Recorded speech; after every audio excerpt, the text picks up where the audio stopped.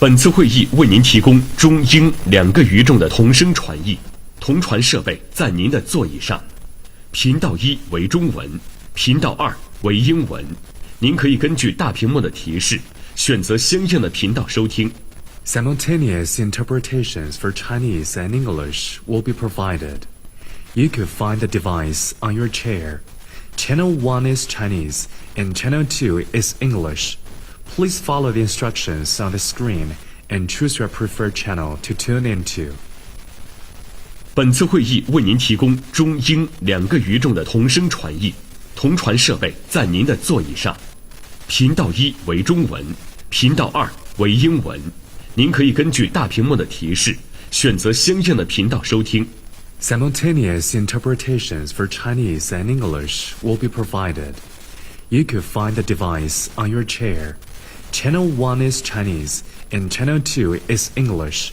Please follow the instructions on the screen and choose your preferred channel to tune into.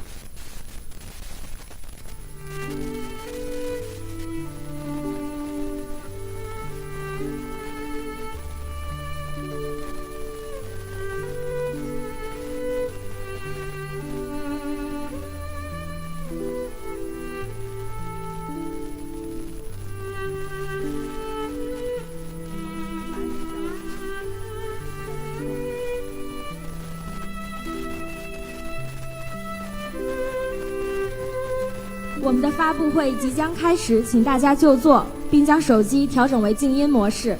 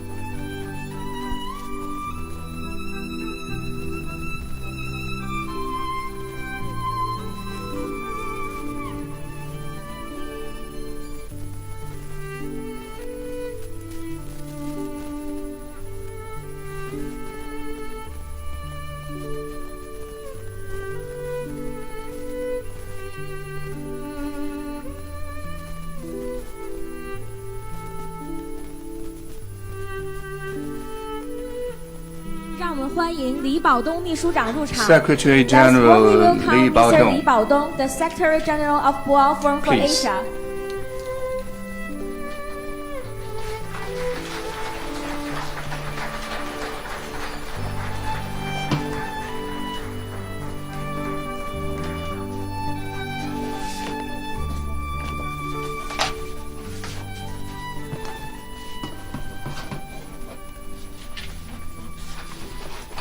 Very good morning, ladies and gentlemen, and welcome you again here, and good to see you. We welcome all our new and old friends to this press briefing. I will be conducting today's press briefing. Today's press briefing, we will be having two portions. The first will be a briefing by the Secretary General, Mr. Li Baodong, who will make announcements about today's annual conference and give a comprehensive description of the events which will be taking place. The second phase will be the two reports, which is a routine for Boao Forum for Asia. Every year we publish two reports. So my colleague, Vice President of BFA Academy, Sao Li, will preside that session. So first of all, please allow me to welcome Secretary General Mr. Li Baodong to make his remarks and share the briefing about the annual conference of this year. Secretary General Mr. Li Baodong.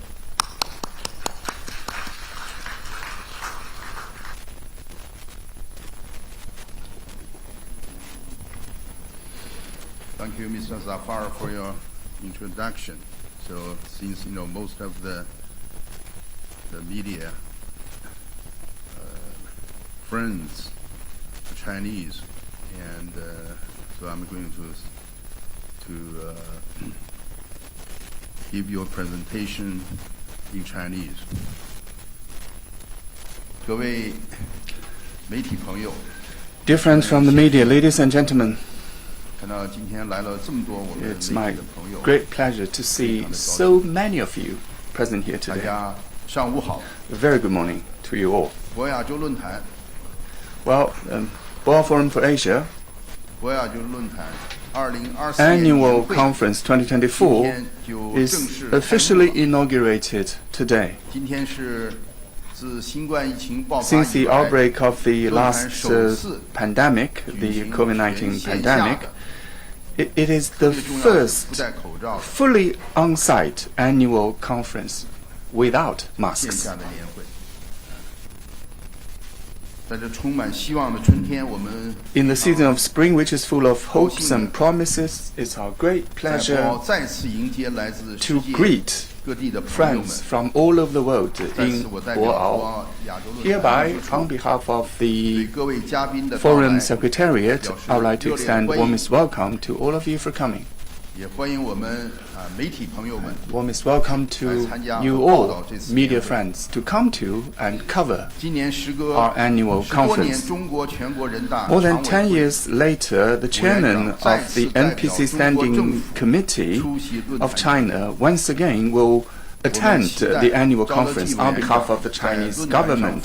We 重要的演讲 would expect Chairman Zhao Leji to give an important speech at the forum while interacting with some participants. We're very glad to have invited President Tokayev of Kazakhstan, 总统 President 阿蒂昂、 Ardian of 斯 Nauru, 里兰卡总理 Prime Minister 纳瓦德纳、 Gunawadana of 多 Sri 米尼 Lanka, 克总理斯凯利特、 Prime Minister Skerrit of 柬埔寨 Dominic,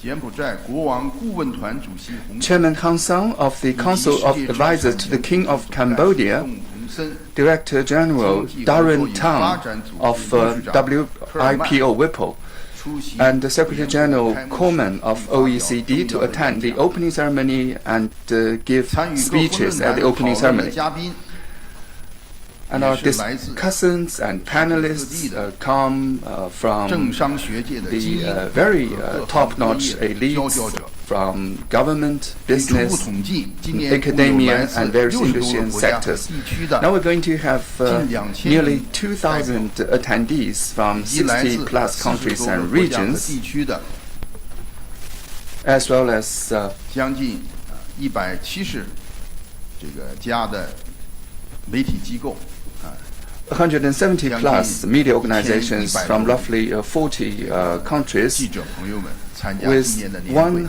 1,100 plus journalists to attend the annual conference. In addition to the state and government leaders mentioned above, we have 70 plus ministerial and above level officials and ex-officials to attend the annual conference.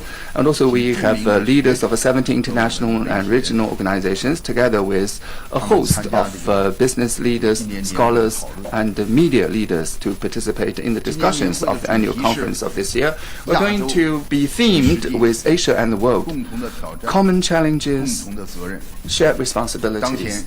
At present, there is a multiplicity of challenges in the present-day world with sluggish economic growth, complex and turbulent international circumstances, frequent outbreaks of natural disasters and extreme weather events, as well as urgent need for better global governance.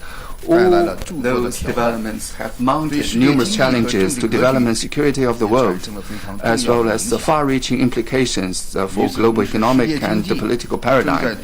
At the same time, the global economy is walking out of the shadow cast by the pandemic.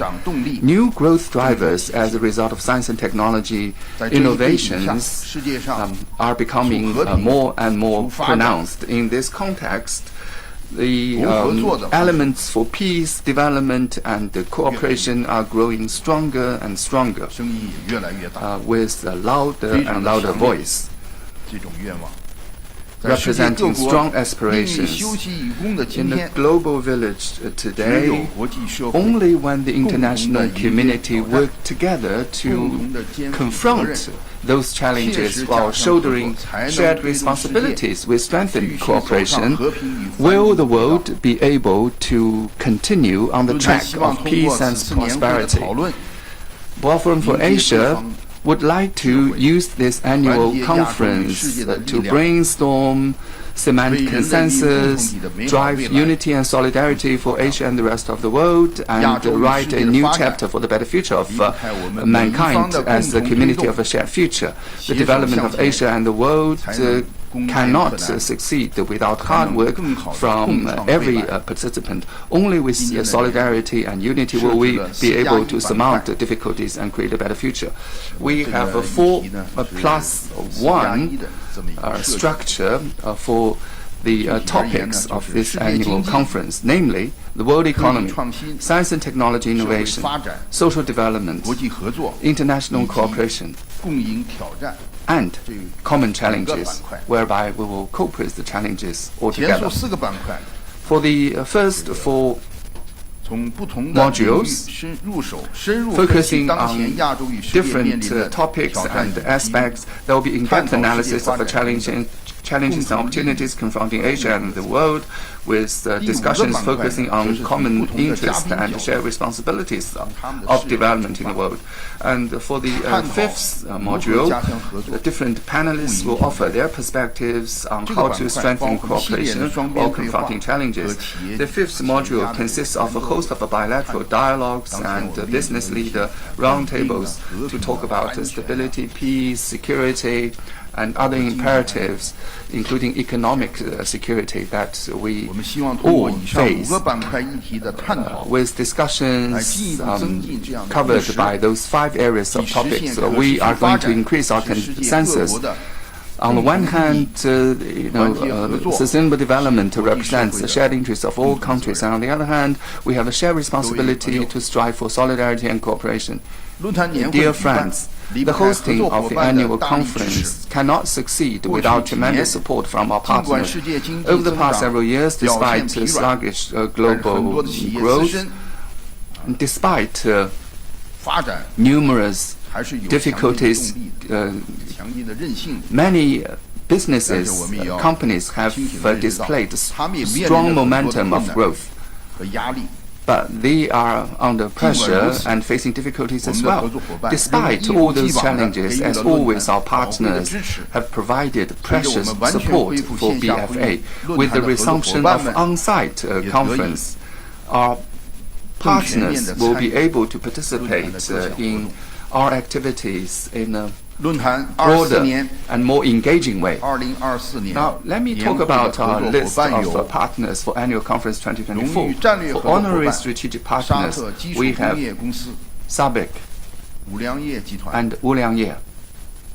战略合作伙 For our 伴 strategic partners, 上汽通用 we have, 汽车有限公司 SGM Buick, 澳大利亚 FMG 集团 Fortescue, Vivo Vivo, 英国阿斯利康 and AstraZeneca. 钻石合作伙伴 For diamond 韩国的 partners, we have SK, 韩国三星 Samsung, 中国内蒙古伊利实业集团股份有限公司 Ely, 中国能建集团 Energy, 美国 China 拉斯维加斯金沙集团金牌合作伙 and 伴 Sands. 小罐茶 For gold partners, 德勤 we have 椰树 Xiaoguancha, Deloitte, 海南农 Coconut 垦集 Palm, 团银 and 牌合作伙伴 HSF. For silver partner, we have MNG. 指定服饰 For 凡斯诺 designated costume 在此我代表 provider, we 论坛 have 再次向 Vecino. 年会的合 Now, 作伙 on 伴 behalf of 表示衷心 BFA, 的 I 感 would like 谢 to。extend the sincerest thanks to all of our partners supporting our annual conference.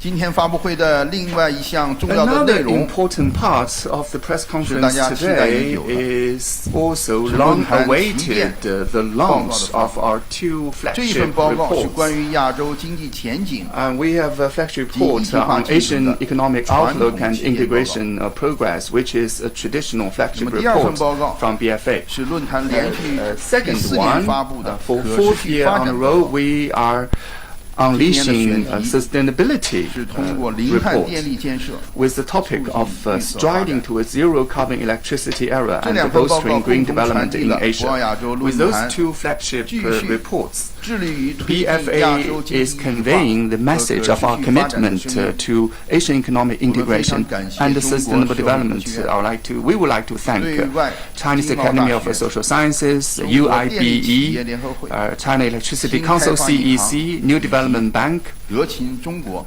and 与 Deloitte 博鳌亚洲 China 论坛研究院 for 的 their 精诚合作。 collaboration 我 with 们还要 BFA 感谢 Academy. 多位外部 And 专 we 家 also would like to thank 以及 numerous 全球绿色 external 增长研究所 experts 中基研究 and 院 global 他们对 green 报告 growth 写作给 research 指导 institutes and 和支持。 CICC 正是在 Academy 多方的 for 共同努 their 力下 tremendous guidance and support 今天 for 我 the 们 drafting 得以 of the report. 呈现 Thanks 这 to the 两 hard 份 work by 高质 all, 量的报告。 we are able to launch these two high quality 各位。 reports here today. 中英文版的 Now we have both Chinese and English versions available. 这是英文版的两份报告，向大家展示。 Please take a look.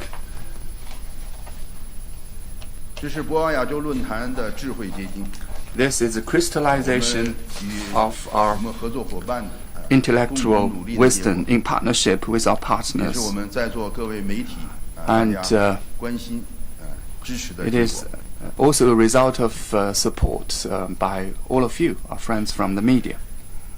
亚洲经济前景及一体化进程 With 2024 regard 年度报 to 告 Asian Economic Outlook and Integration Progress Annual Report 2024, it has provided a panoramic analysis of the prospects of Asian economic development with in-depth analysis into the process of Asian trade, production, service, and investment integration and financial integration with the risk of economic fragmentation with the focus on global supply chain products, FDI, RCEP upgrading, global south and other governance and economic development issues. According to the report, with ongoing geopolitical conflict, 我们都看到了 as we can 在 see 非洲啊、中东地 in 区啊、 Africa, the Middle East, and 欧 elsewhere, 洲地区啊 in parts of Europe, 不断 we are having 贸易 ongoing 保护升级 conflicts 经济碎片化 with 脱钩断 more 裂的风险 protectionism and economic fragmentation.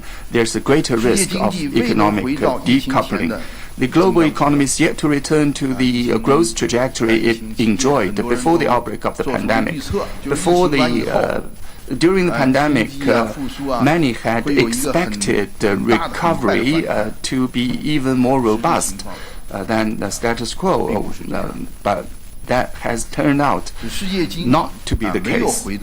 The global economy is yet to return to the pre-pandemic levels, which is a normal growth trajectory. With the midst of question marks, there is greater volatility in Asian economies. But they have also shown great resilience. The report predicts that Asian economic growth and regional economic integration will remain strong momentum in the year 2024, with very good growth prospects for China, India, Indonesia, Saudi Arabia, and other Asian developing economies. Asia will continue to be the largest contributor to global economic growth. China's economy has great resilience and potential. This is the mainstay of sustainable global economic development in the post-pandemic era. The report emphasizes that Asia plays an important role in promoting an equitable and orderly world of multipolar and inclusive economic globalization. Asian countries are taking hard and soft connectivity as the focus to advance regional economic integration and support economic globalization. China's BRI and the ASEAN Connectivity Master Plan, the concept of an efficient transport corridor in the SCO member states, and the Green Development Agenda for the Arab states of the Gulf are all closely aligned with each other. The new generation of trade agreements such as RCEP, CPTPP, and the EPA promote the liberalization and facilitation of goods, services, digital and green trade and investment, lower market access standards, and enable more people to benefit from economic globalization, striding towards zero carbon electricity era, bolstering green development in Asia comprehensively takes stock of the current situation of power system and power market in Asia and analyzes the problems and challenges faced in the moving towards zero carbon power path. It looks into the future of zero carbon power and highlights the important role of international cooperation mechanisms. At the end of last year, the COP28 reached the UAE consensus, opening a new stage of accelerating the global shift away from fossil fuels and accelerating the energy transition. The zero carbon power system is the cornerstone of the energy transition. Policymakers need to strike a balance between ensuring electricity, power supply, caring for social equity, and achieving a sustainable transition is a huge challenge. Requires big efforts. We need to coordinate stakeholders, resources, and interests, and to strike a balance. Market-based power pricing mechanisms can provide an important impetus and driving force for zero-carbon power transition, and many Asian countries have accumulated rich experience in this regard. The development of Asia is an arduous task with huge energy demand and the potential for creating zero-carbon power system. Asia is rich in renewable energy and industrial raw materials, advanced production technology, and strong manufacturing capacity.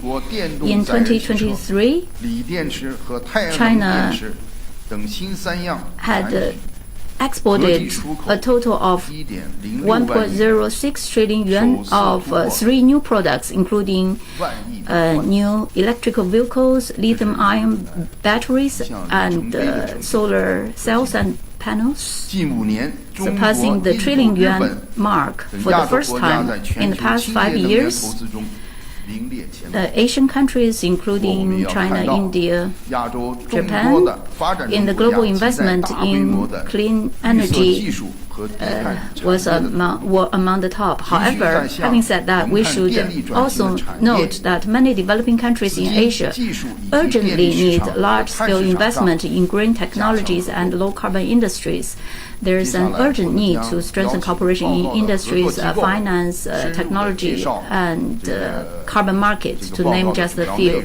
Next, we will invite the report partners to give an in-depth presentation of the report's main findings and conclusions. First, I'd like to invite Director Zhang Yuyan from CAS and Vice President from Beijing University of International Business and Economics, and then the presentations would be followed by Zhou Qiangwu, Vice President of the New Development Bank, Cao Li, Vice President of BFA Academy, and Vice President Cao Li from BFA Academy will be sharing the next session. I thank all the media friends to attend and report today's press conference and continuously to follow and report the BFA annual conference various events. Warmly welcome all of you again. Thank you. Thank you very much, Secretary General. You have made a very comprehensive briefing. And this year's annual conference, as Secretary General has mentioned, will be represented not only by the government leaders from Asia and beyond, but also the presence of Chairman of China's National People's Congress will enhance its credibility. We have delegates from 40 countries of the world, more than 2,000 people who will be coming here. We have 70 ministerial level officials who will be attending various sessions of the conference. And now, for the next part, I think there will be two reports, as the Secretary General has mentioned. One is on the Asian Economic Outlook and Integration Progress Annual Report for the year 2024. Then we have the Sustainable Development Asia and the World Annual Report 2024, striding towards zero carbon electricity era and boosting green development in Asia. Vice President of BFA Academy, Ms. Cao Li, will move and she will invite the delegates to make the presentation on these two reports. Thank you very much and have a very good day.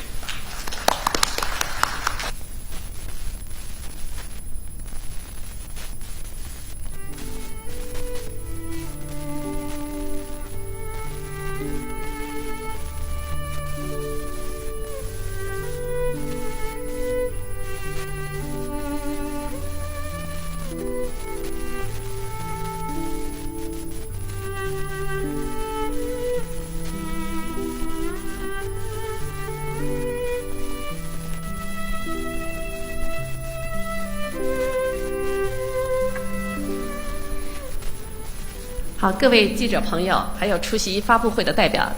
media friends, representatives, dear participants, a very good morning to you all. Just now, Secretary General had excellent presentation and highlights the importance and essence of the two reports. I'm Cao Li, Vice President from BFA Academy. Next, let's move to the elaboration of the two reports. First is President Zhang Yuyan from CAS, and also former Vice President from the University UIBE, and they both would present the Asian Economic Outlook and Integration Process. There are three parts of this report: outlook and also the challenges and outlooks and integration processes. Welcome, Vice President Zhang Yuyan. Thank you. 各位来宾，特别是各位媒体界的 Madam 朋 Cao, 友们，大 dear 家上午好， media 非 friends 常高兴，非常荣幸。 and participants, 今天 good morning. 我代表我们的研究 I'm 团队 very delighted and honored on behalf of my team to give you a brief introduction on the Asian Economic Outlook and Integration Progress. Later on, my colleague would share with you on the integration part I will talk more on the economic outlook 刚才呢，保东秘书长呢已经做了一 as 个非常 Secretary General 李保东时间不长，但是非常精炼的 made 介绍。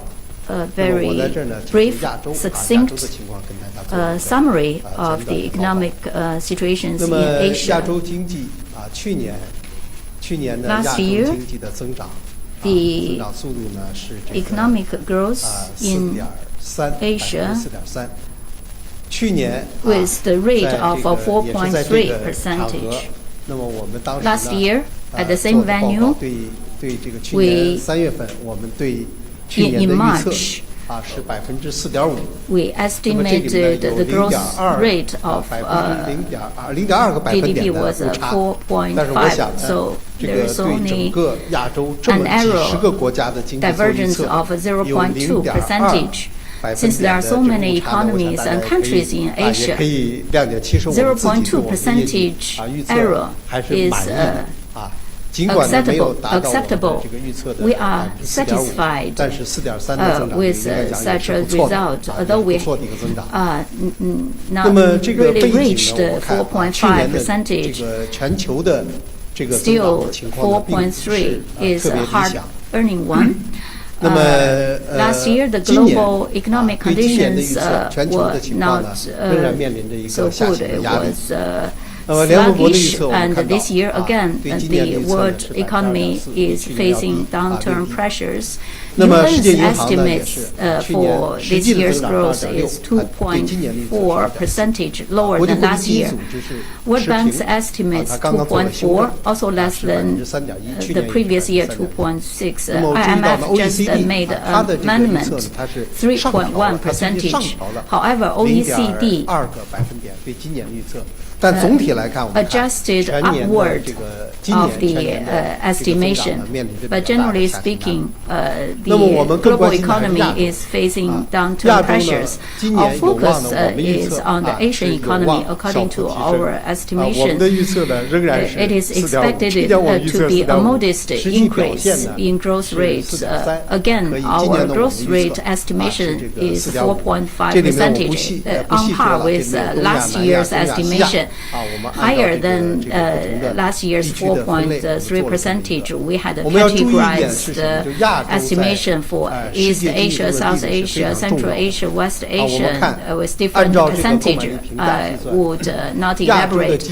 According to PPP-based GDP, we can see Asia's GDP share of the global total last year was almost 50%. It was 48.5%. This year's estimation is 49%. For the macro level indicator, employment is very important. Last year, the employment rate increase, according to ILO's forecast, 2.2%. This year's global employment growth is 0.8%, slowing down. The global unemployment rate, ILO's forecast is 5.16%, slightly increased comparing to 2023. Asian countries on the whole, we also borrow ILO's data and figures. Asia's employment growth is 0.5%. Again, we divided Asian countries into East Asia, Central and West Asia, South Asia, Southeast Asia, and Arab countries as a separate category. So, generally speaking, the overall unemployment rate in Asia will be 4.71%. Much lower than the global unemployment rate estimation, which is 5.16%, so it's not bad. We also compare the employment with revenue generation. You can see for these, we'll focus on the weekly working hours and the wages. We can see different countries in Asian countries, the working duration, working hours are on the downward reduction trend, and also price is another macro-level indicator. Generally speaking, in Asian countries, inflation pressures in Asia are expected to be flattened and stable. 那么亚洲的情况也是这样这个总体来讲是趋于这个 generally speaking, the inflation situation 这个 is 另外一个stabilized. This is another micro level indicator.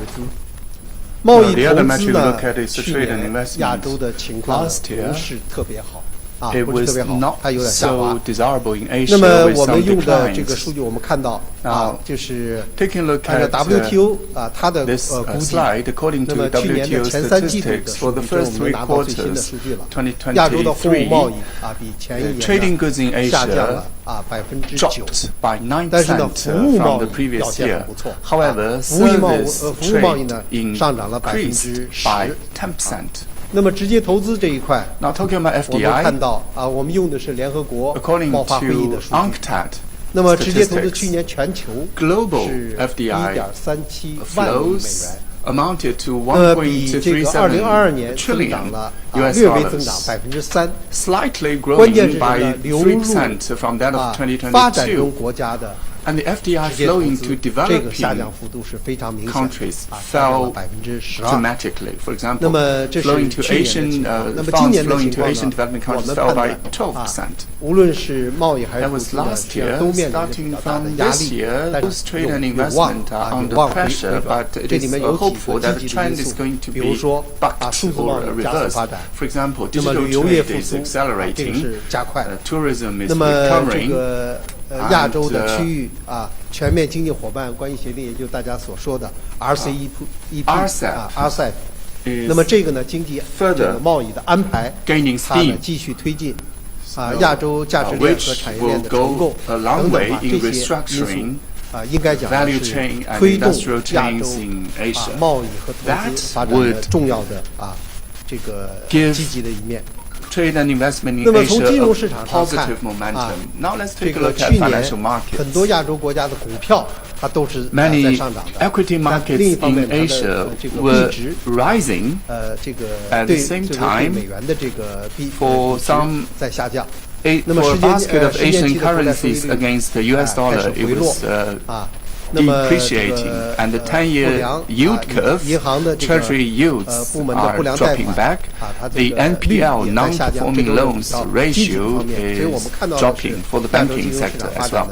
Those are all positive signals. 那么今年呢，主要是得益于经济的这个稳步复苏以及呢外部货币政策。它这个紧缩 a slower pace of external monetary policy tightening.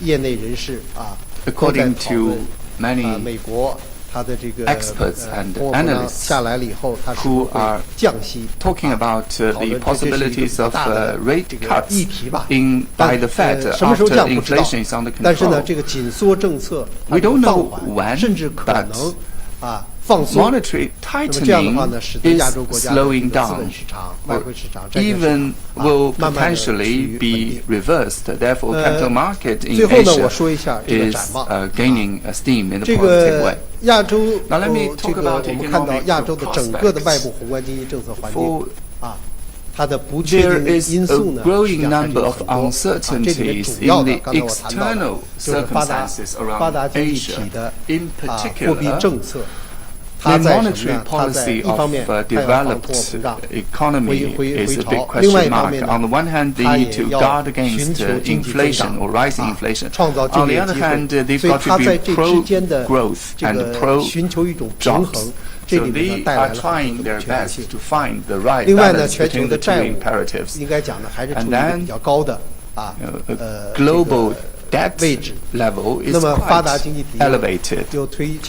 For developed economies, they are pursuing de-risking policies, which would 负面的影响。 have some negative 那么从财政 implications 政策 for 看呢 the global economy. In terms of 多 fiscal 数 policy, 亚洲国家呢，实际上还是 most 在继续 Asian 扩大财政支 economies 出。 continue 看到这些 to 数据 expand 你比如中国 spending. 定的 For 赤字率 example, 是3%， The 看到一些 budget 其他国家 deficit 印度 in 是 China is 8.5等等。 planned to be 3% 那么货币政策 and 呢 8.5% in India. 这里面特别值得一提的就是中国 Let me say a few words about 它是稳 monetary 健的货币政 policies. 策 China is pursuing a 要灵活 prudent 适度 monetary 要精准 policy featuring 要有效 flexibility, 那么日本 accuracy, 日本呢，它的 precision 货币政策的 and 正常化已经开 effectiveness. 始了。Japan 就在 is 前不久 normalizing 日本的央行已经宣 its 布 monetary 是吧 policy. 已经 Some 开始 days ago, 结束了负利率 BOJ 这个时代 announced the 这都是 termination 非常 of 重 the 要的 era 变 of 化。 negative interest rate. 无论是韩国还有这个 In Korea 它的 and 货币政策 India, 也是 their 相对的 monetary 具稳，但是呢，我们看到它不一 policies 样， are 各个国家是 stabilizing. 不一样的。 But different 在这里说一 economies 下 have 政策 different 货币政策是 paces or in 差异的。 priorities 我呢 in 现在 their 就 monetary 讲到这儿 policy. 那么下面呢，请 So 我的 much 同 for 事 my talk. Now I'd like to invite 林桂军教授他来谈这个 Professor 亚洲 Lin 经 Guijun 济化进程。好， to talk about 谢谢大家。 Asian economic integration.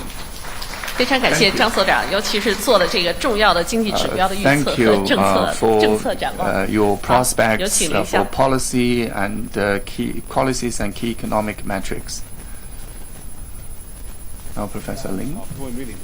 Dear media friends, it's my great pleasure to have this opportunity to talk about part 2 of our report regarding an Asian economic integration. 的大致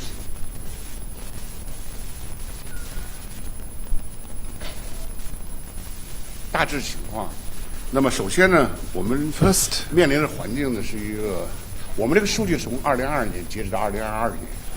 那么2022年经历了一个崩盘的时期，各种因素 have 都在 witnessed 影响全球经济 a 严重 multitude of economic, 这个贸易保护主义 geopolitical, trade protectionist, and pandemic-related issues and 全球 circumstances. 经济 So in 2022, global economy and investment and trade were full of uncertainties. 这样的环境对亚洲的一体化 And what 产生了什么样的影响？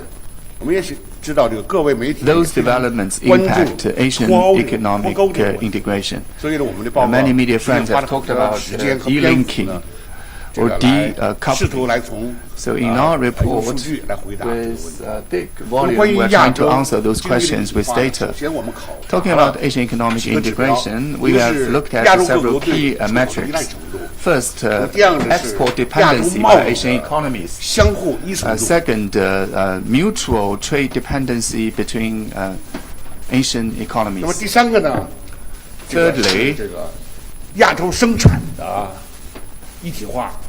The integration of manufacturing or 数据的挖掘 production 中，我 in 们 Asia. 大致可以 Export reliance, trade dependency, and trade 就是截止 flows. 到2022年， So 亚 by 洲经济 2022, 它的出口的依赖程度， the export 还是在上升 reliance 的。 of Asian economies 虽然我们有 was 贸易保护主义， rising 有 despite 自给自 trade 足 protectionism 自力更生 and the self-reliance 这样的势头 initiatives, 贸易呢还是在 which were 相对的 rising, 这个增长。 trade 那么第二呢，贸易的依 continued 存度 to 呢， grow. 这个 And then 亚 in 洲 terms 自 of 身的依 trade 存度仍然保持 dependency, 在高的水平上， Asia had a 并 high 没有 level 出 of 现 trade dependency 大的这个变化。 without 那么第三个呢， any 大家 notable 最关心 changes 的 with 是 this metric. 产业转移怎么办？怎 Thirdly, 么来解 everybody's 释 talking about 这个产业 the 转移？ relocation of 从总体情况来 industries. 看呢，截止到2022年的数据， For 那么 data 呢 by，亚洲的这个 2022, 产业在转移 we 上 can see 确 that 实出现了这样的迹象， there has been 那其中 relocation of 获益的国 industries 家 in Asia. 包括比如东盟， Countries such as 比如 ASEAN 越南 countries, especially 比 Vietnam 如印度， and 那么 India, 比如墨西哥， and 其中 even 有一个产品 Mexico have been 是亚洲 beneficiaries. 酱，墨 For 西哥省 one product, more 从产业角度、产业的 productive 视角来 capacity 看 has been 那么就是 shifted to Mexico 办 from 公用 Asia, 那么亚 which 洲 is office 在这方面的 equipment. 这个贸易 In the 生产减少 category of 而墨西 office 哥省 equipment, 这个成 Mexico 比 is 较 taking a 最 bigger 明 share 显 of a 的 global manufacturing 这 of 个 office 转 equipment, 移的这个产品。 while 那 Asia 么 is 从总体 producing 来 less. 看，中国 In general, 在这个全球价值链这个产品上， along 在2022年 global 都 value 出现 chains, 了下跌的趋势。China's 但是我们需要判断这个下跌 shares were 是 dropping 暂时的， in those key categories. 还是这个 But 持久 we've got to tell 那 whether 么我们这个 that 报告给出 decline 的结论 is 是，我们认为呢，这样的下 tentative 跌 or secular. According to the conclusion of our report, it is a 其中一个 tentative 重要的证据 in 就是 nature. A 全 very 球价 important 值链 piece of 产品我们分成 evidence 了 is 22 that 最大量， we have 在亚洲是 divided 最 the 大的， global supply chain 在 into 22全世 categories. 界应该是最大的。 When they are 中 biggest 国 in Asia, they should be 具 biggest 备 in the 竞 world. 争优势的 And, 这22种产品里边 out of 有20 22 products, China 还是在 have competitive edges 所以没有 in 划分 20根本 out of 22.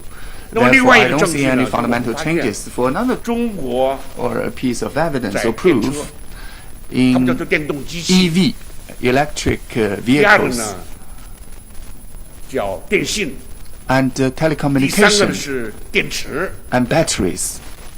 那么呢，推动了亚 China 洲产业 has 链相互依存度的 pushed 这个增加。 up interdependency of industrial chains in 除此之外呢 Asia. 我们还考察了亚洲一体化， In addition, 那么还有服务贸易、 we've taken a look at 这个数 service 字贸 trade, 易， digital 还有 trade, 旅游市场。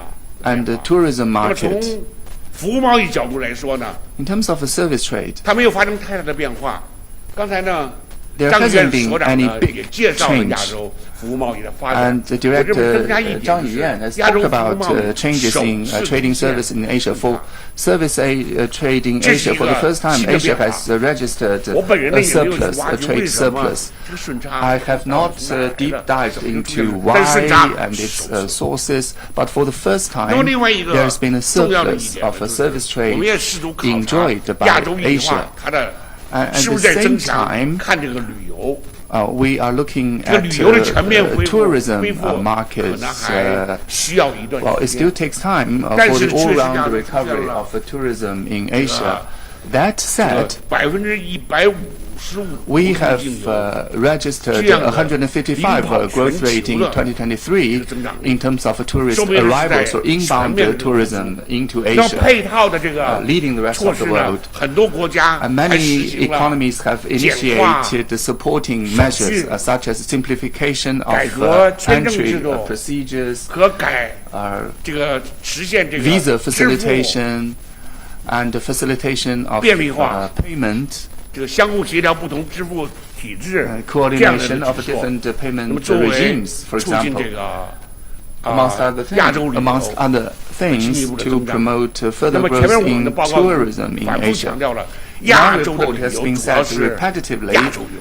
that for 亚洲 tourism 人一 in 般都是 Asia, 到 it is 亚洲。 mostly 那么 intra-Asia 呢， tourism. 这个特征呢是 Most 我们 Asians would 看 go 待亚洲 to 一体 fellow 化 Asian 一个 countries 非 for 常重要的 tourism.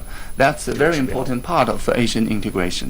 除此之外，我们考察了对外投资。 In addition, we've taken a look at 这个对外投资呢， FDI 在 outflows 2022年全球 or FDI. 都是表现不太好的。 Well, in 但是这个特征 2022, the global performance 亚洲 of FDI was 流入 not 的 good, but 资金 for 包括从 FDI 欧美投入到亚 inflows 洲的 into Asia, including those from North America and 世 Europe, 界上很多 there 国家 was 把东 growth. 盟 Many 视为 external economies around the 未 world 来 have regarded 经 ASEAN 济全 as 球化的一个领跑者。 a 所 leader, 以我们现在 a 谈 leading runner 区域 in 全球化 globalization going forward. When we talk about 实际上 regionalization 这个 and 词儿 globalization, 能够就是说当之无愧的是在东盟。 ASEAN is a perfect example.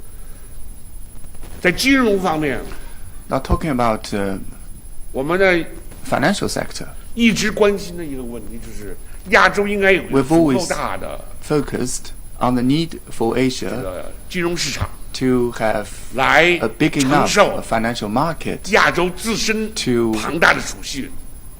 第二项任务 absorb 可能 a 才 tremendous 是 amount of 为 savings in 其他市场 Asia. 提供 That's the first 这个 task. 服务。 And the 那么呢， second order 从 priority is to 2022 provide 年 services 数据 for other 来看呢 markets. According to 2022 18% statistics, 投资组合 18% 现在呢 of 在这个亚洲配置， portfolios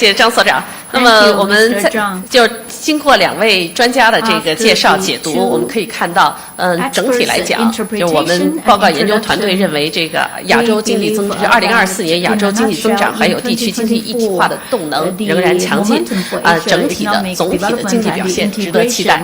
好，让我们再次感谢2位专家。那么我们马上进入第2份报告的这个解读阶段。Now let's move to the interpretation and the briefing of the second report. 好，我们有请我们第2份报告的三位专家。Three experts, the drafters for this second report.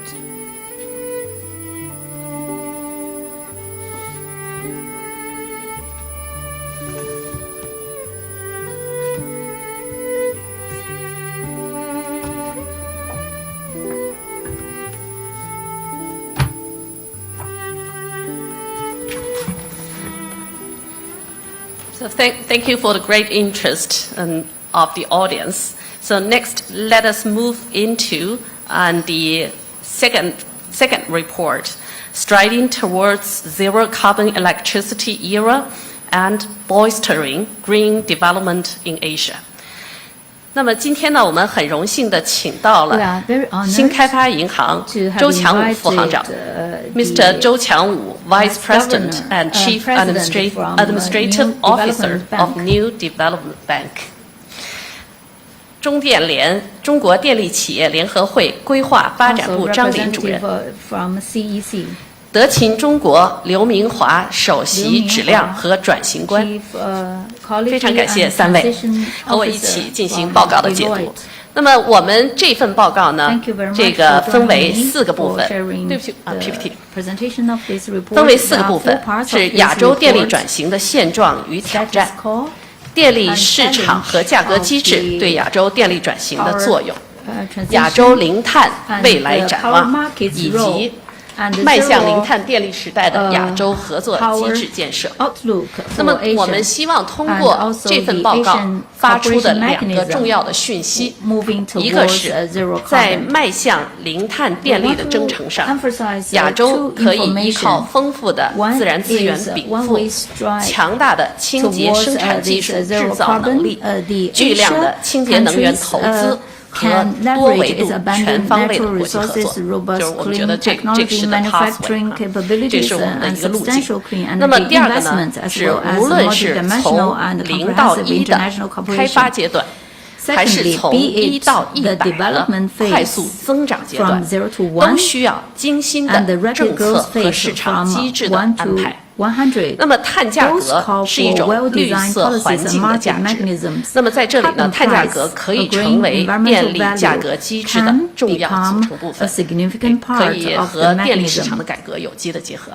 好，那么首先呢，我想有请我们报告写作团队中电联的张林主任为我们来介绍第1章。有请。CEC to brief us the Chapter 1.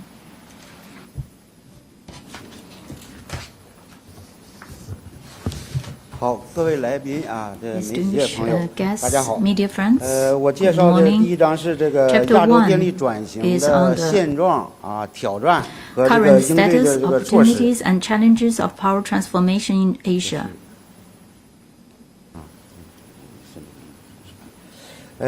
大家知道这个推动实现全球2氧化碳净零排放啊，这个电力行业将发挥主力军的作用啊，这个风能怎么用，太阳能怎么用啊，都是 we need to make use of all dimensions like wind energy 它的这个绿色转型 PV 主要也是通过这个以电代煤、以电代油啊，实施这个电能替代啊，所以电能的这个核心地位或者说它的主力军作用更加凸显啊。这个当前亚洲的这个电力和热力系统，温室气体排放量占这个亚洲总的排放量近40%啊，近40%。那么未来随着亚洲终端能源电气化水平的这个不断提升，以及工业、建筑、交通领域的绿色转型啊，相应的碳减排值也会向这个电力行业转移 we are going 那么在这样的这个背 witness 景下 the shift 大力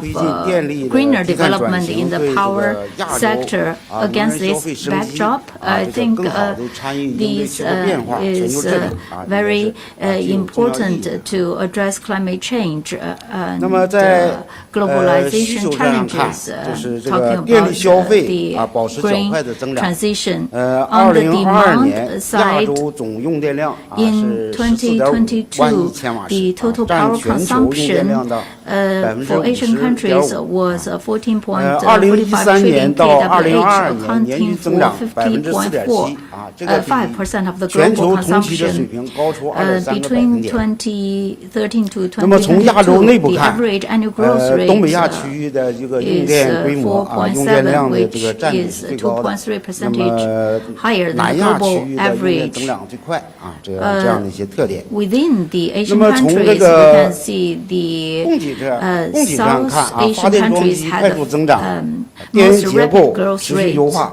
in the 那 last 么 decade. 截止到 With regard to 2022 年 power 底亚洲发 production, 电 we 总 can 装 see 机达 power 到45亿千瓦。 production and supply 2013 being 年 further 到 optimized 2022年年均增长 5.8%。 by the end of 那么 2022, 其中 installed 风能 capacity 太阳 in 能发 Asia 电 has reached 装机合计这个 4.5 占 billion 比是 kilowatts, an increase of 23.4%。 1.94 billion 较2013年 kilowatts 提高了 from 18个百分点。 2013. 应该说这个 And 绿 also 色 the 转型这个 installed 加速 capacity 电 for 源 wind 结构 and 持续 solar 优 power 化 in Asia accounted for 那么同时水 23.4% 电 of 核电 total 等 installed 清洁能 capacity, 源 up 的这个也保持了较快的这 18% 个增 from 长。 2013. Additionally, the hydropower and other 从这个 clean 电网的这个作用 power 看大电 installed 网对新 capacities 能 are 源资 also 源 on the 优化 rise. 的作用更 Generally 加凸显 speaking, we can 这 see 个 power 区域电网 grid 的互联互通 plays 在 a 稳步 very 推进。 important role, 那 in 么中 particular 国 the 依托 connectivity 这 of 个 regional 全球规模最大的这 grids. 个 China 交直流混合电网 has 支撑了这个 7.6 rely 亿 on 千 the 瓦新能 world's 源的这个供 largest 给和销纳。 AC and DC hybrid power 2022 grid 年底中国的 and 新能源发展规模是这个 7.6 亿千瓦。到 incorporated 2023年底 large 新能源已经capacities 突破了10个亿 consumption 到 from 10.5 the 亿千瓦 grid and had 也就是说去年 exceeded 的一年新增新能源大概 1.5 billion 是接近3个亿KW 21亿千瓦这样的一个规模。 And last 这 year, 是 the 这 new 个大 energy 电网的这个支 increase 撑作用这是非 reached 常重要。 almost 那么300 million 东南亚和中 KW. 亚区域互联 And 电 the 网也 Southeast 初具 Asian 雏形countries, 为这个水 the 风光等清洁能源 power 在这 grid 个区域内的这个估计提供 integration 了这个物理 also 平台 take 提供了物 initial 理平 shape 台。 and provide this 那么 physical 在电 grid 力低 system 碳供应 for 电力绿色 absorbing 转型加快推进的同时 more 在这个 new energy 全球能源生 sources 产供应 like 格局深刻 hydro, 演 wind 进 and PV. 这个主要的经济体新能源超预期发展。贸易保护主义抬头等一些新的形势、新的变化，为深入推进亚洲电力低碳转型也带来相应的一些挑战。主要体现在这个3个方面一是电力安全供应，高比例的这个新能源和高度的电力电子，使这个电力系统的这个平衡机理和这个运行方式。 New energy cause the fundamental changes of the balance of the power supply and demand. It would also impose the power supply security challenges.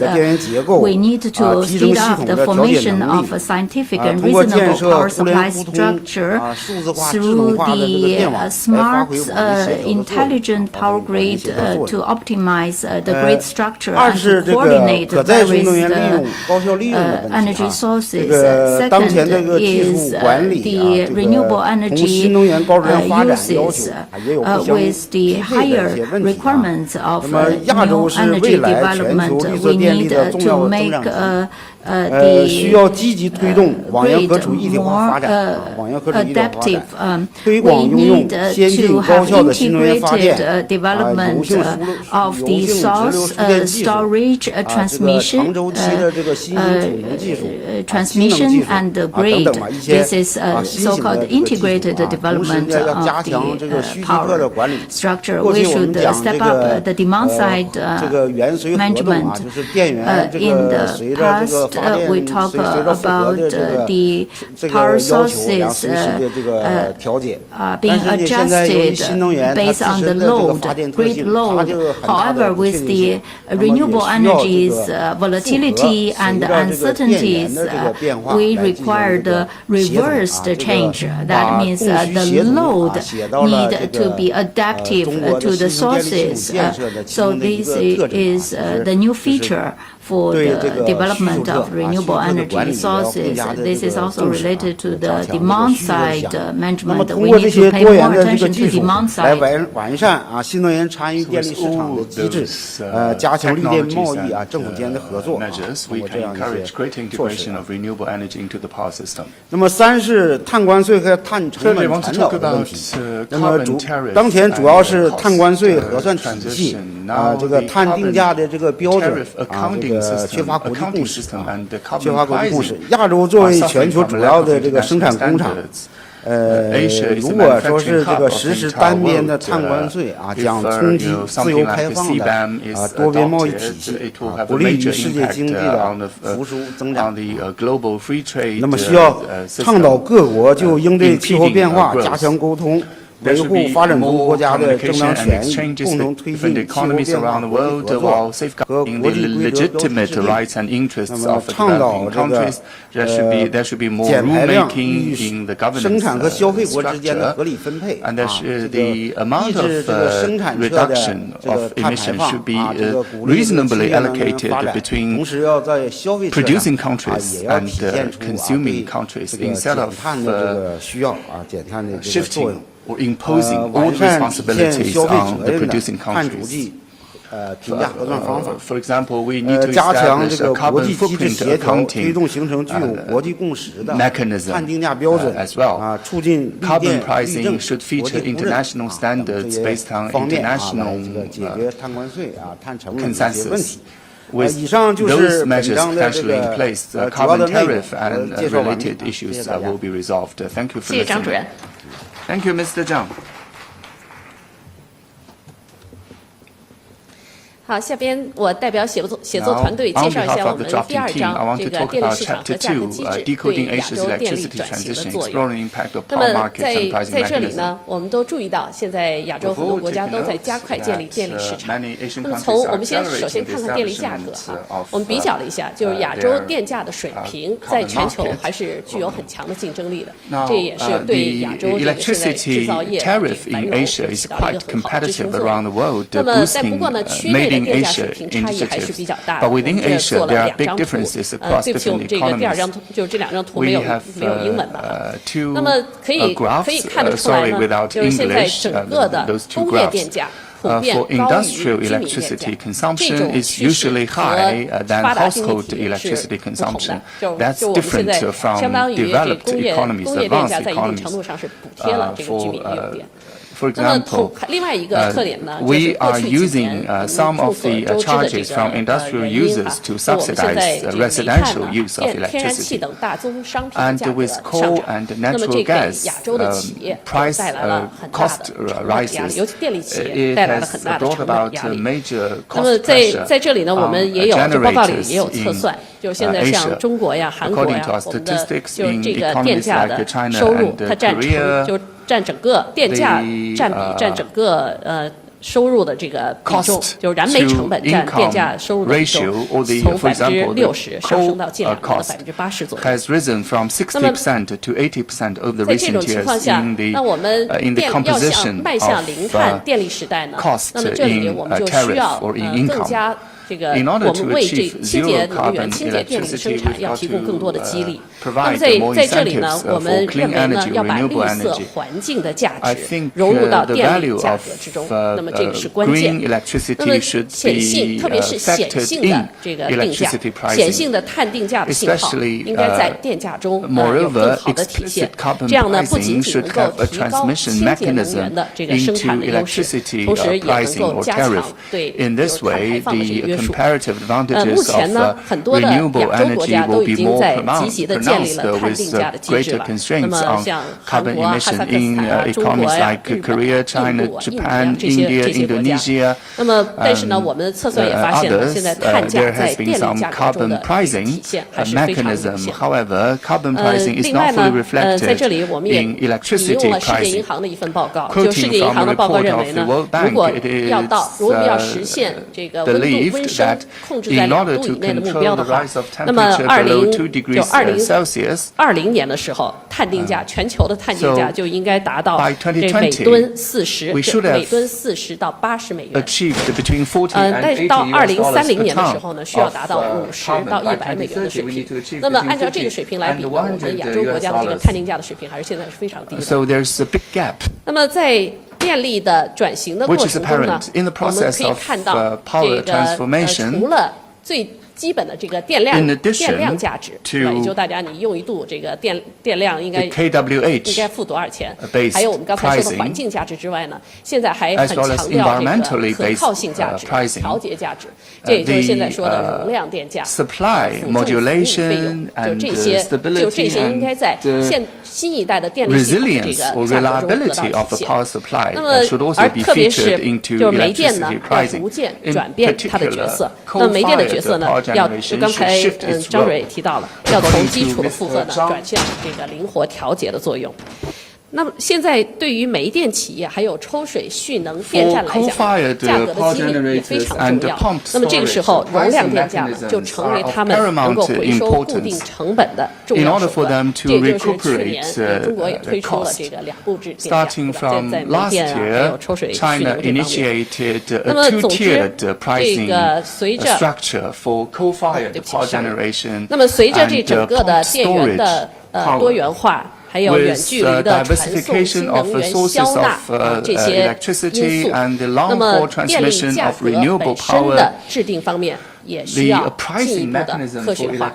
这也就为什么现在我们在这个电力价格呢已经开始就是进一步的改革。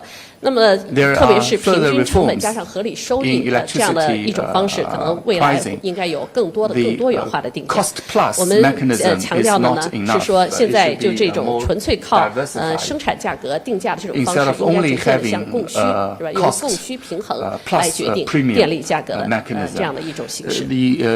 那么总之，在我们看到的相关的问题，这里头有系列相关的问题。我们看到的问题呢，现在目前比较突出的，包括能源转型确实推动了这个终端电价的上涨压力，但是实际上我们现在向终端用电传导这个电价还是非常有限的。第二点呢是碳价向电价的传导是不够的。那么第三个呢是电力市场的发展呢，现在在起步阶段，我们电价的弹性还有整个的系统的灵活性是不足的。提出的相关的建议呢，迅速的说一下。那么这个建议呢，一个是要深化电力市场的改革，那么要逐步建立由市场的供需作为这个电价决定的决定因素。一个重要的推动力。第二个呢是市场化的机制，就让电力的价格反映这个碳价的环境价值和社会的成本，激发电力企业能够更多的使用绿色清洁的能源，还有同时激励消费者更多的去使用绿电。那么最后呢，就还有进一步的完善这个辅助的服务定价，就是输电网更大的主动权。好，感谢大家。那下面我们请刘明华刘总介绍第3章。Independence to transmission network as well. Those are our recommendations. Ms. Liu, please talk about the third chapter. 曹院长，各位嘉宾，各位媒体的朋友们，大家上午好。那德勤呢，作为博鳌论坛20年的合作伙伴，非常荣幸这一次能够再一次参与我们2024年这个旗舰报告的编写。那今年的旗舰报告的这个主题呢是非常聚焦的。分析了绿电的这个现状，研究总结了未来的趋势。那也从电力市场的建设、价格机制、商业模式、技术应用、多边合作的角度呢，探讨了迈向零碳电力的行动。那第3章呢是德勤和中电联联合共同完成的报告。那我现在呢就是代表我们联合报告团队呢和各位来分享一下第3章亚洲零碳电力展望的主要的研究成果。那主要呢是从供给和需求两端来分析。那首先呢从这个供给端。在亚洲呢，电力这个需求呢保持非常快速的一个增长，在绿色加速的情景下面，清洁电能这个能源的发展呢持续的发力，减少对于化石能源的这个依赖，风能、太阳能发电装机规模呢迅速的增长。核电和水电呢，规模的增长呢次之。亚洲呢将构建多元化清洁能源的供应体系。预计呢到2060年，亚洲的电源装机规模较2020年呢增长要有3倍。其中呢风电和太阳能占了70%，是这个风电和太阳能超过100亿千瓦。那除了电源的发展，在供给端呢还要考虑亚洲电网的互联，有效的互联会极大提升我们电力的使用效率，促进了区域的这个发展。从电网格局的互联来看，亚洲区域内能源的分布呢是不均衡的。通过互联互通，能够实现能源的需求和高质量、低价格清洁能源的优化进行配置，以及呢节省清洁电力和储能方面的投资。典型的互联格局包括中俄韩日在东北亚地区的跨国的电力合作，网络的这个合作。东南亚的东盟电网呢采取渐进式的发展，中亚的统一电力系统的建设。在众多的这个多边和双边的论坛上呢，亚洲各国的领导都明确有意向深化区域合作的能源合作，实现跨区域的互联互通，包括呢在东南亚建设2个层级的区域的网络，并且呢与周边国家互联。那中亚富裕电力呢在亚欧大陆的优化配置，以及南亚呢成为亚洲复合的南中心等等这样的议题。那这些相关的举措呢，在跨区域互联呢正在纷纷的展开之中，这促进实现国家电网互联互通，构建区域共同电力市场，促进亚欧大陆经济的共同的发展和繁荣。那刚才呢是讲了供给端，那我们现在呢从需求端来也再看一下，作为全球电力需求增长最快速的区域，亚洲呢正在迅速的推动终端用能向零碳电力过渡。虽然亚洲各个国家在电力供应水平和转型步伐上各自的这个速度和发展的成熟度不同，但都各自依据各自电力系统的实际情况，都制定了新兴活泼的绿电发展的策略。那在政策的支持、新兴技术、市场需求等多重因素的催化底下，虚拟电厂、点对点的能源的交易的平台、智能化能源的订阅服务，以及呢随用随付这样的一些灵活的价格方式和绿证的追踪等新兴的商业模式呢，都在不断的涌现，并且推动整个的零碳电力的发展。那也为亚洲的绿色能源市场呢注入了新的活力。亚洲各国呢加强气候的治理，推进可持续发展，这是一个大背景。在这个背景下面呢，零碳电力所具备的低碳、清洁、高效的属性呢，正在日趋展现它的价值。近年来呢，亚洲各国呢围绕绿色电力消费的监管政策呢，加速的落地，社会各界以及投资方对企业的可持续发展呢，表现出这个关注度呢，也是不断的在提升的，以及来自供应链的减碳的目标在供应链上传导下来的多重因素呢，其实都是在促使企业将绿色电力消费纳入发展的战略。近年来呢，中国的绿电市场不断的扩容，绿色电力市场交易的机制不断的完善。2023年，中国绿电交易的这个正电合一模式呢，有了一个明确，促进了绿电交易认可度的提升。我们期待呢，未来绿正合 prosperity. Going forward, we are going to achieve international mutual recognition of green electricity certificates so as to make green electricity more competitive in the world while accelerating green development in Asia. Talk about the supply and demand.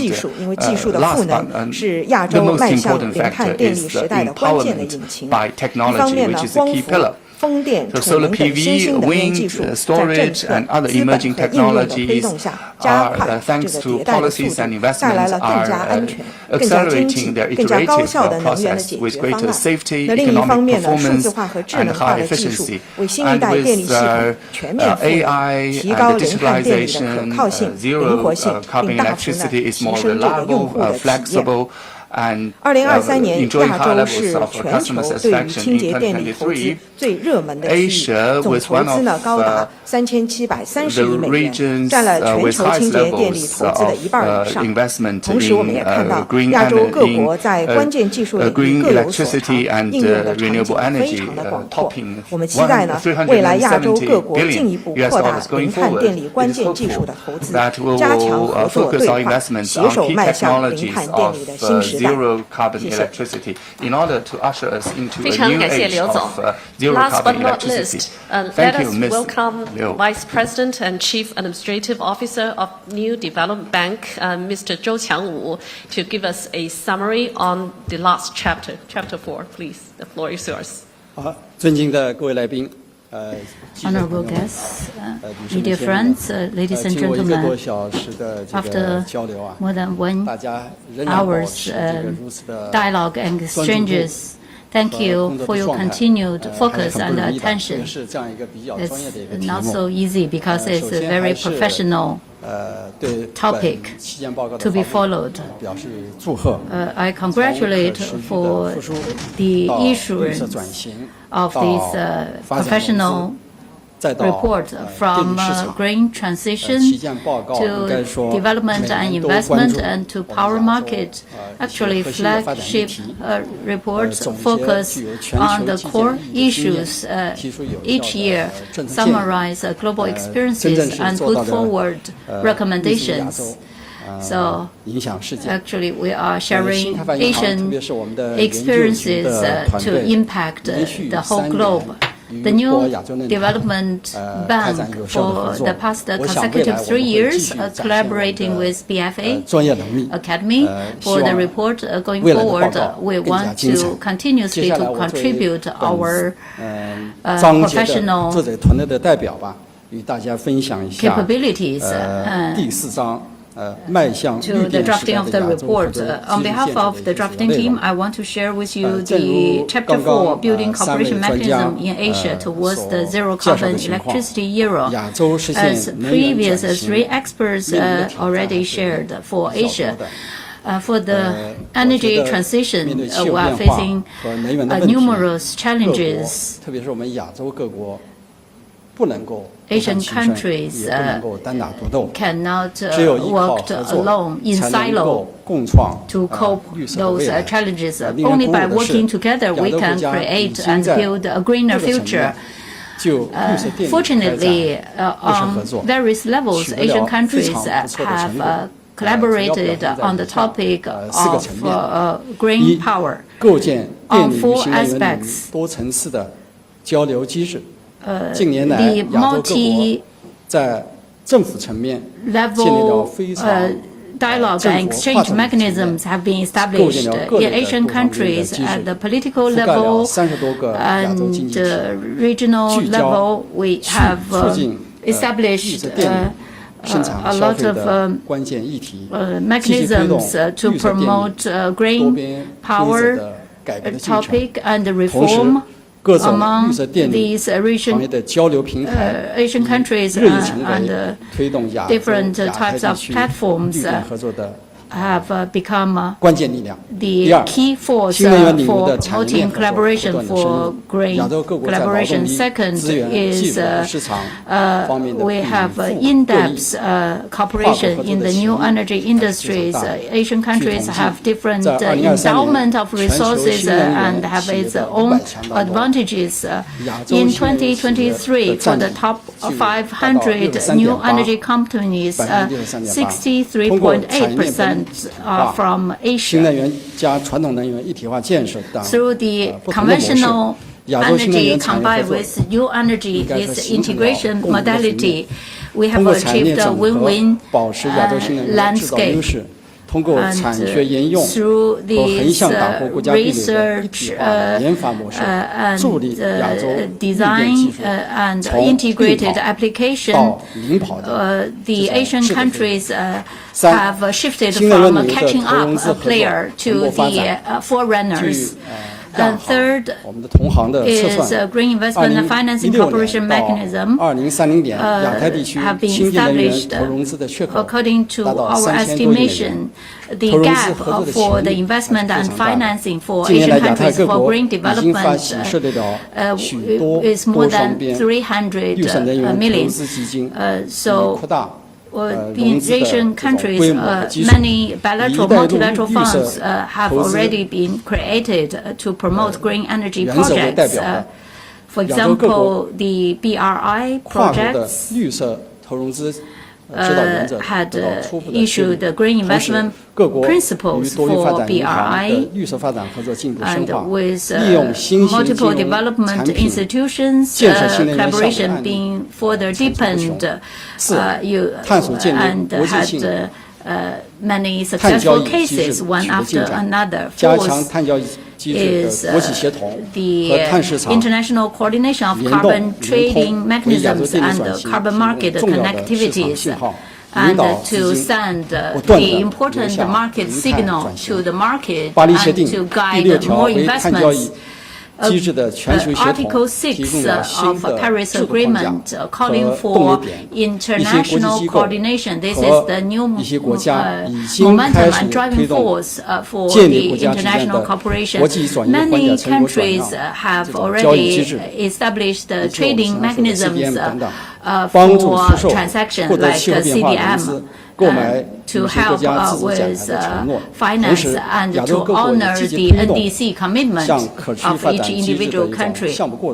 And also from the voluntary mechanism to the more stringent initiatives. Asia represents 83.2% of such projects.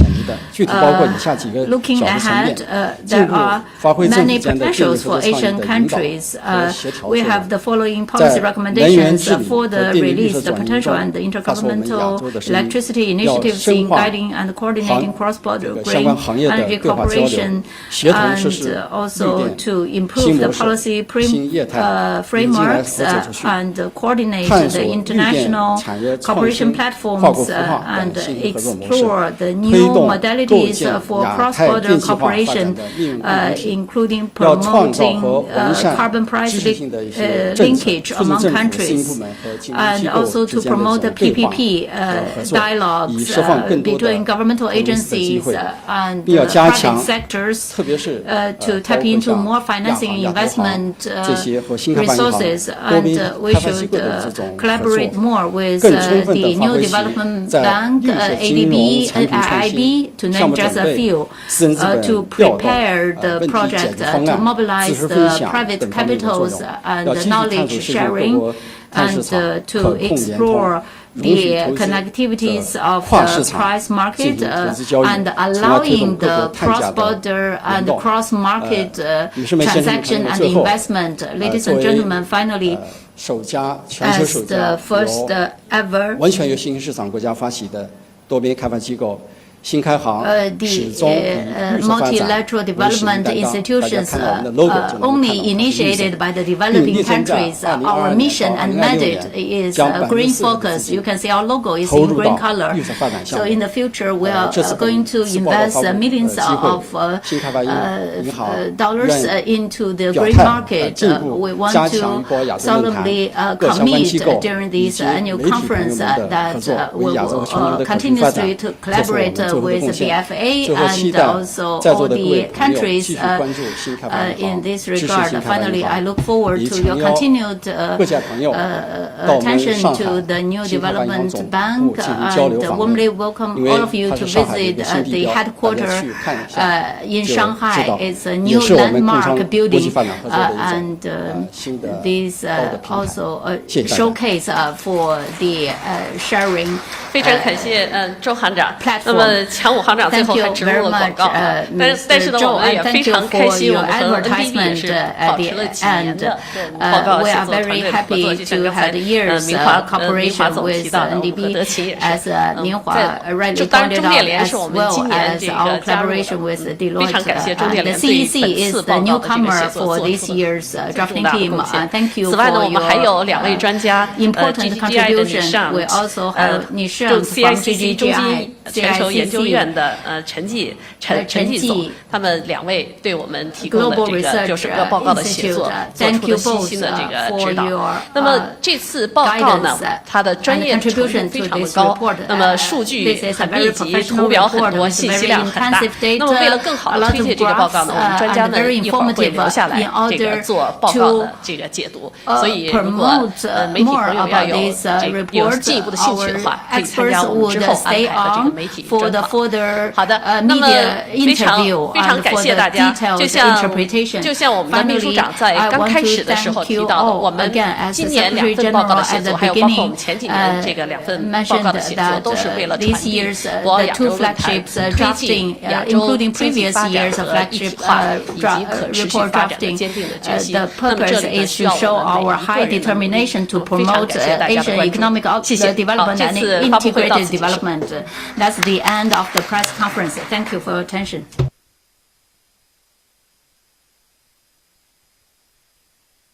女士们、先生们，请将同传设备留在座位上或归还给工作人员。